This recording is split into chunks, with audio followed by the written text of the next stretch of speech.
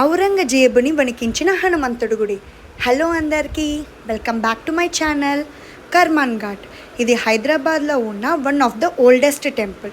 ఇక్కడ ప్రపంచంలో ఎక్కడా లేనటువంటి విధంగా ఆంజనేయ స్వామి మనకు ధ్యాన రూపంలో దర్శనమిస్తారు. ఈ గుడికి చాలా పెద్ద చరిత్రే ఉంది. ఈ గుడిని కాకతీయ రాజు అయిన 2వ ప్రతాపరుద్రుడు నిర్మించాడు. ఔరంగజేబ్ ఈ ఆలయాన్ని ధ్వంసం చేయడానికి వచ్చినప్పుడు అతనికి ఆకాశంలో ఉరుములు మెరుపులతో పాటు ఒక వాయిస్ వినపడిందంట.